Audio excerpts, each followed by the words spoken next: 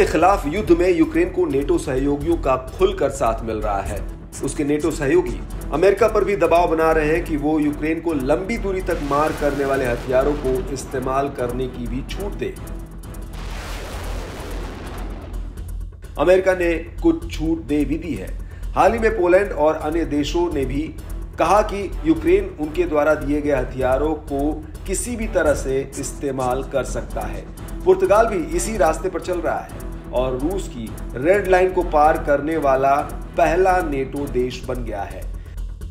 दरअसल एक पुर्तगाली ड्रोन ने रूसी क्षेत्र के एक महत्वपूर्ण रडार पर हमला कर उसे नष्ट कर दिया। विशेषज्ञों का दावा है कि ये ड्रोन रूस की रेड लाइन को पार करने वाला नेटो देश का पहला हथियार हो सकता है। इस यूक्रेनी ड्रोन ने 26 मई को एक लंबी दूरी के रूसी रडार को निशाना बनाया। ये missile launch warning radar Orenburg क्षेत्र में ओर्स्क के करीब तैनात किया गया था, जो कि यूक्रेनी सेना के क्षेत्र से लगभग 1500 किलोमीटर दूर है। इस हमले को यूक्रेनी सेना द्वारा किए गए सबसे गहरे ड्रोन हमलों में से एक बताया गया है। सोशल मीडिया पर वायरल रिपोर्ट और तस्वीरें बताती हैं कि इस कीमती रडार को ब्रिटिश पुर्तगाली ड्रोन टेकेवर AR-3 के जरिए नष्ट किया गया। हालांकि रिपोर्ट में बताया गया कि रूस ने ड्रोन को मार गिराया।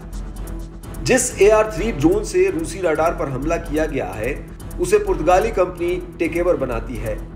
इस ड्रोन की खासियत भी जान लेते हैं। इसका वजन 25 किलोग्राम है। इसका विंग स्पैन यानी पंखों का फैलाव 3 मीटर है। यह अपने साथ 4 किलोग्राम का भार ले जा सकता है और 8 से 16 घंटे उड़ सकता है। यह ड्रोन पैराशूट का इस्तेमाल करके उतर सकता है। AR-3 सीमाओं की रक्षा करने के अलावा समुद्री निगरानी संदेश भेजने में यह सक्षम है।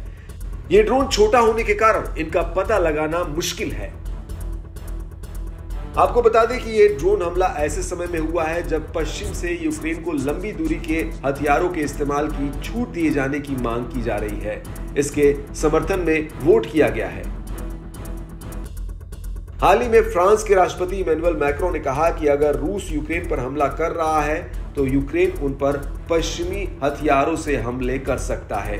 हालांकि नेटो अगर इसकी मंजूरी देता है तो ये रूसी रेड लाइन का उल्लंघन होगा। दूसरी बड़ी चिंता यह है कि इससे युद्ध बड़े पैमाने पर बढ़ सकता है।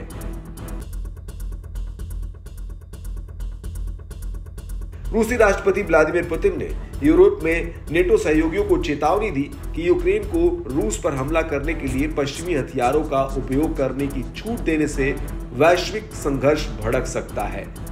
उन्होंने कहा कि इसके गंभीर परिणाम हो सकते हैं। उन्होंने अमेरिका पर भी निशाना साधा कि क्या वो विश्व युद्ध चाहते हैं। यूक्रेन ने रूस के जिस वोरोनिश DM नाम के रडार पर हमला किया, उसके बारे में विशेषज्ञों का मानना है वो इसके पीछे इसलिए पड़े हैं क्योंकि ये एक रणनीतिक रशियन अर्ली वार्निंग रडार है। इसका इस्तेमाल क्रूज मिसाइलों और बैलिस्टिक मिसाइलों का पता लगाने और उन्हें ट्रैक करने के लिए किया जाता है। इसके अलावा ये पता लगा सकता है कि रूस पर परमाणु हमला हो रहा है या नहीं। यह अंतरिक्ष ट्रैकिंग में भी उपयोगी है। आपको बता दें कि ऐसे लगभग 10,000 रडार 6,000 किलोमीटर की सीमा के दायरे में रूस की रक्षा करते हैं। वैसे हमले में इन रडारों को कितना नुकसान पहुंचा है, इसकी सटीक जानकारी सामने नहीं आई है। हालांकि रूसी सुरक्षा से जुड़े इतने महत्वपूर्ण सिस्टम को निशाना बनाए जाने पर उसकी तरफ से भयंकर जवाबी कार्रवाई हो सकती है।